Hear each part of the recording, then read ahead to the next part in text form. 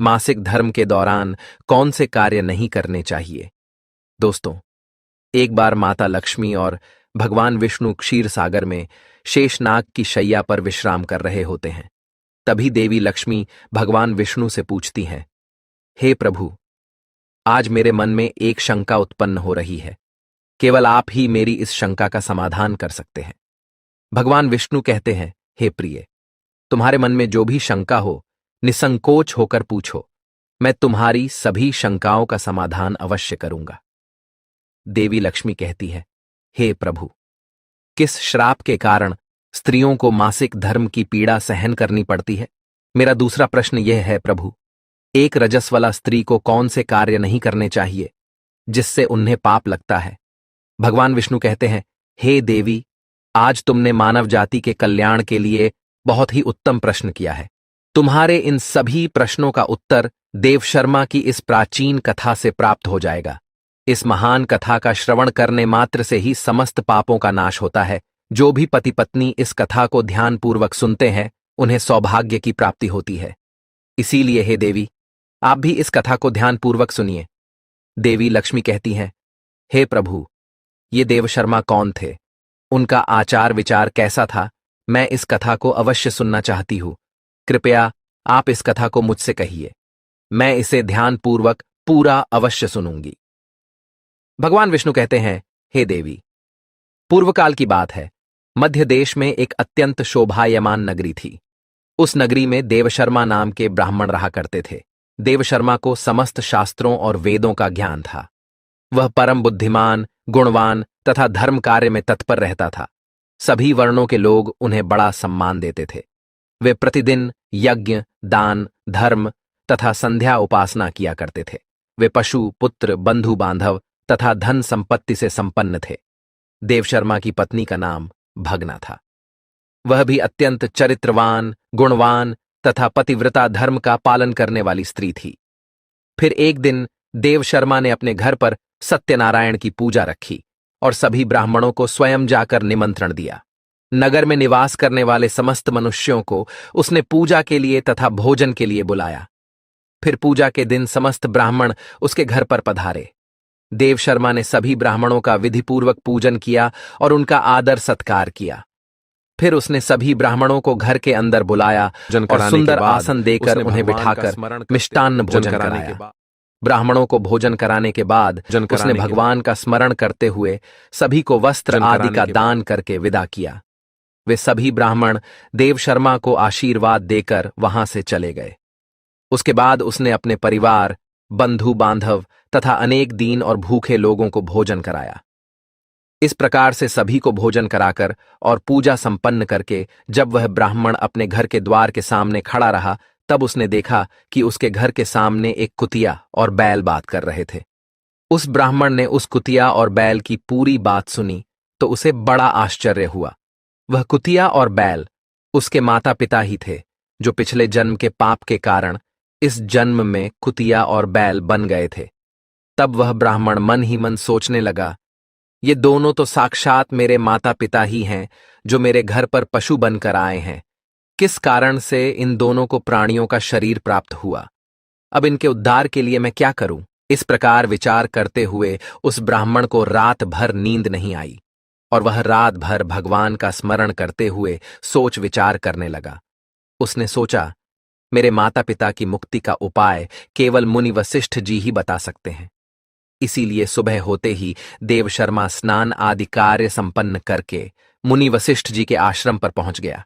आश्रम पर आते ही मुनि वशिष्ठ जी ने देवशर्मा का स्वागत किया। वशिष्ठ जी कहने लगे, हे ब्राह्मण श्रेष्ठ, आज किस कारण से आपका हमारे आश्रम में आगमन हुआ है? आप दुखी दिखाई पड़ते हो। आपके दुख का क्या कारण है, बताओ। देवशर्मा कहता है, हे मुनिवर, आपको प्रणाम है। आपके दर्शन से आज मेरा जन्म सफल हुआ है। हे मुनीश्वर, आज मैं आपके पास एक शंका लेकर आया हूं। कृपया आप ही मुझे इस दुख से बाहर निकाल सकते हैं। मैं अत्यंत दुखी और दुर्बल हो गया हूं। वशिष्ठ जी कहते हैं, हे ब्राह्मण, दुख ना करो। तुम्हारी जो भी शंका हो, निसंकोच होकर पूछो। मैं अवश्य तुम्हारी शंका का समाधान करूंगा। फिर देवशर्मा कहता है, हे मुनिवर, कल मैंने अपने घर पर भगवान विष्णु का पूजन किया तथा अनेक ब्राह्मणों को और भूखे लोगों को भोजन कराया, विधिपूर्वक भगवान का पूजन किया। फिर मेरे द्वार पर एक कुतिया और एक बैल आ गया। दोनों मेरे घर के सामने खड़े होकर बात कर रहे थे। सबसे पहले कुतिया उस बैल से इस प्रकार से कहने लगी, हे स्वामी, आज जो घटना घटी उसे सुनिए। हमारे पुत्र के घर में ब्राह्मणों के भोजन के लिए जो दूध रखा था, एक सांप ने उस दूध के बर्तन में अपना विष उगल दिया था, जिसे देखकर मुझे बड़ी चिंता होने लगी। उसी दूध से भोजन बनने वाला था। अगर सभी लोग उस दूध को खा लेते तो उनकी मृत्यु हो जाती। इसीलिए मैंने उस बर्तन में से सारा सारा दूध पी लिया। जब बहू की दृष्टि मुझ पर पड़ी तो उसने मुझे खूब पीटा, जिसे मेरा अंग भंग हो गया। मुझे बहुत पीड़ा हो रही है, इसी कारण से मैं लड़खड़ाते हुए चल रही हूं। मुझे ये पीड़ा सहन नहीं हो रही है। कुतिया की बात सुनकर वह बैल बहुत दुखी हुआ और वह खुद का वृतांत सुनाने लगा। हे प्रिय, अब मैं तुम्हें मेरे दुख का कारण सुनाता हूं।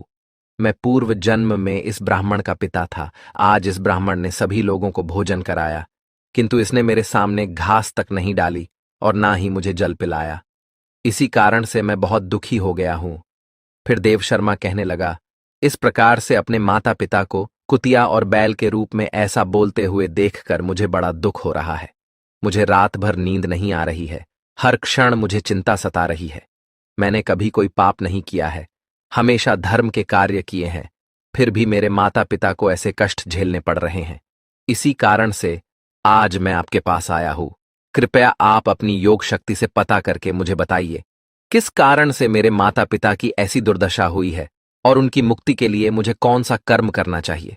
फिर गुरु वशिष्ठ ध्यान लगाते हैं और उस ब्राह्मण के माता पिता के पूर्व जन्म के कर्मों को देखते हैं और देव शर्मा से कहने लगते हैं, हे ब्राह्मण, तुम्हारे माता पिता ने पिछले जन्म में घोर पाप किया है। उसी पाप के कारण आज उनकी ऐसी दुर्दशा हुई है। देव शर्मा कहता है, हे गुरुदेव, किस पाप के कारण मेरे माता पिता की दुर्दशा हुई है? कृपया विस्तार से बताइए, मैं जानना चाहता हूं। फिर ऋषि वशिष्ठ कहते हैं, हे ब्राह्मण देवता, तुम ध्यान से सुनो। ये बैल जो तुम्हारे पिता हैं, ये पिछले जन्म में कुंडी नगर के श्रेष्ठ ब्राह्मण रहे हैं। इन्होंने एक दिन एकादशी का व्रत करके भोजन किया था। एकादशी के व्रत के दिन इसने दान धर्म भी नहीं किया। इसने द्वार पर आई गायों को कभी भोजन नहीं खिलाया। इसने अपने पितरों का श्राद्ध भी विधिपूर्वक नहीं किया। तुम्हारे पिता ने पिछले जन्म में मासिक धर्म के दौरान ही तुम्हारी माता के साथ संबंध बनाया था और इसी पाप के कारण इसे इस जन्म में बैल का रूप प्राप्त हुआ है। अब तुम्हारी माता के बारे में सुनो। तुम्हारी माता ने रजस्वला होते हुए भी भोजन बनाया। मासिक धर्म के दौरान ही इसने भगवान की पूजा की, तुलसी को जल चढ़ाया। रजस्वला होते हुए भी इसने भगवान को भोग लगाया। इसी कारण से इसे महापाप लगा है। मासिक धर्म के दौरान स्त्री 3 दिनों के लिए अपवित्र हो जाती है। मासिक धर्म के दौरान स्त्री को पूजा पाठ नहीं करना चाहिए। स्त्री को इन 3 दिनों में अपने बाल भी नहीं धोने चाहिए, इससे पति की आयु कम होती है। मासिक धर्म के दौरान पेड़ पौधों को स्पर्श न करे। रजस्वला स्त्री के साथ संबंध भी नहीं बनाना चाहिए। जो पुरुष रजस्वला के साथ संबंध बनाता है उसे ब्रह्म हत्या का पाप लगता है। जो रजस्वला के वस्त्रों को स्पर्श करता है उसे भी पाप लगता है। रजस्वला स्त्री के शरीर में 3 दिनों तक ब्रह्म हत्या का पाप निवास करता है और चौथे दिन ही वह स्नान करके पवित्र हो जाती है। चौथे दिन स्नान करने के पश्चात रजस्वला स्त्री को अपने पति का मुख देखना चाहिए, अन्य किसी पुरुष का मुख नहीं देखना चाहिए। यदि पति समीप ना हो तो सूर्यदेव के दर्शन करने चाहिए। गुरु वशिष्ठ कहते हैं, हे ब्राह्मण, इसी पाप के कारण तुम्हारे पिता को बैल और तुम्हारी माता को कुतिया का जन्म प्राप्त हुआ है। देव शर्मा कहता है, हे मुनीश्वर, अब आप मुझे मेरे माता पिता की मुक्ति के लिए उपाय बताइए। वशिष्ठ जी कहते हैं, हे ब्राह्मण, तुम किसी भी अमावस्या के दिन अपने माता पिता की मुक्ति के लिए श्राद्ध तथा तर्पण करो और दान धर्म करो।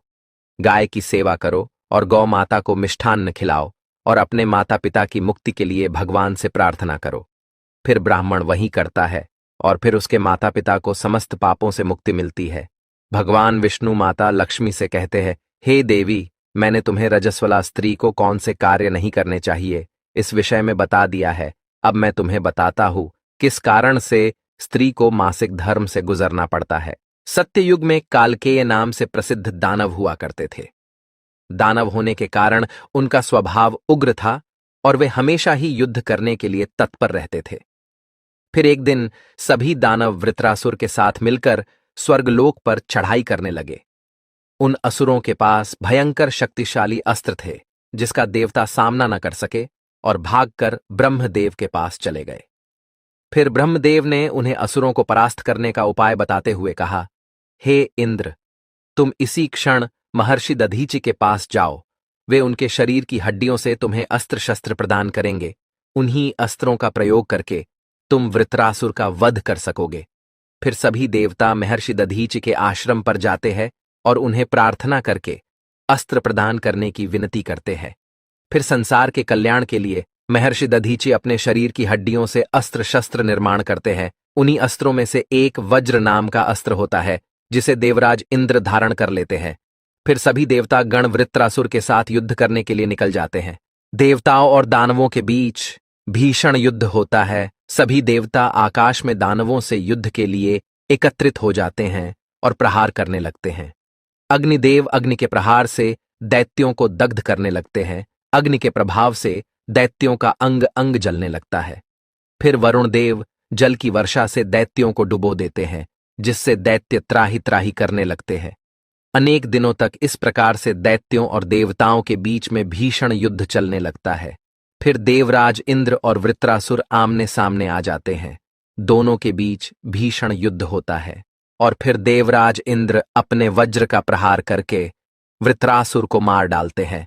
उस दानव वृत्रासुर की मृत्यु होते ही उसके शरीर से ब्रह्म हत्या बाहर निकलती है और इंद्र का पीछा करने लगती है।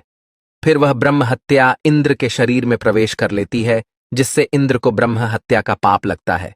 देवराज इंद्र ब्रह्मदेव के पास जाते हैं और उनसे ब्रह्म हत्या से छुटकारा दिलाने के लिए कहते हैं। फिर ब्रह्मदेव उस ब्रह्म हत्या को इंद्र के शरीर से निकलने की आज्ञा देते हैं और वह ब्रह्म हत्या इंद्र के शरीर से बाहर निकलकर ब्रह्मदेव से कहने लगती है, हे परम पिता, अभी तक मैं वृत्रासुर के शरीर में निवास कर रही थी, क्योंकि उसने अनेक ब्रह्म हत्याएं की थी। जब इंद्र ने उसकी हत्या की तो मैं इंद्र के शरीर में वास करने लगी। अब आप ही मुझे कोई उचित स्थान दीजिए जहां पर मैं रह सकूं। फिर ब्रह्मदेव कहते हैं, हे ब्रह्म हत्या, मैं तुम्हें उचित स्थान देता हूं। फिर ब्रह्मदेव ने ब्रह्म हत्या के 4 भाग किए और कहा, हे ब्रह्म हत्या, तुम्हारा एक चौथाई भाग अग्नि के भीतर रहेगा। जो भी मनुष्य अग्नि को आहुति नहीं देगा, तुम उसके शरीर में प्रवेश कर लेना।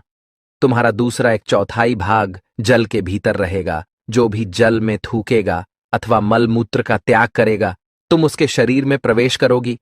फिर तीसरा एक चौथाई भाग पेड़ पौधों और वृक्षों के भीतर रहेगा। जो भी मनुष्य अकारण ही वृक्षों को काटेगा, उसे भी ब्रह्म हत्या का पाप लगेगा। फिर ब्रह्मदेव ने अप्सराओं को बुलाया और कहा, हे अप्सराओं, इस ब्रह्म हत्या का एक चौथाई भाग तुम ग्रहण करो। अप्सराएं कहने लगी, हे प्रभु, आपकी आज्ञा से हम इसे ग्रहण करने के लिए तैयार है, किंतु हमें भी इससे मुक्ति का कोई उपाय बताइए। फिर ब्रह्मदेव कहने लगे, हे अप्सराओं, जो भी पुरुष रजस वाला स्त्री के साथ संबंध करेगा, उसके अंदर यह ब्रह्म हत्या प्रवेश कर जाएगी। इस प्रकार से ब्रह्म हत्या के 4 भाग हुए, एक अग्नि में, दूसरा जल में, तीसरा वृक्षों में और चौथा स्त्रियों के अंदर प्रवेश कर गया। उसी ब्रह्म हत्या के भाग्य के कारण स्त्रियों को मासिक धर्म आता है। जो भी पुरुष मासिक धर्म के दौरान स्त्रियों को स्पर्श करता है अथवा उनके साथ संबंध बनाता है, उसे ब्रह्म हत्या का पाप लगता है। भगवान विष्णु कहते हैं, हे देवी, इस प्रकार से मैंने आपको स्त्री के रजस्वला होने के पीछे की कथा और रजस्वला स्त्री को कौन से कार्य नहीं करने चाहिए आदि के विषय में बता दिया है।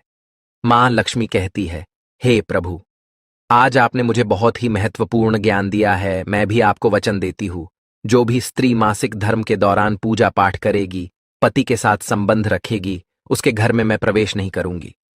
तो दोस्तों, इस प्रकार से मासिक धर्म के दौरान स्त्रियों को यह कार्य नहीं करने चाहिए। आपको यह कथा कैसी लगी, कमेंट करके जरूर बताएं।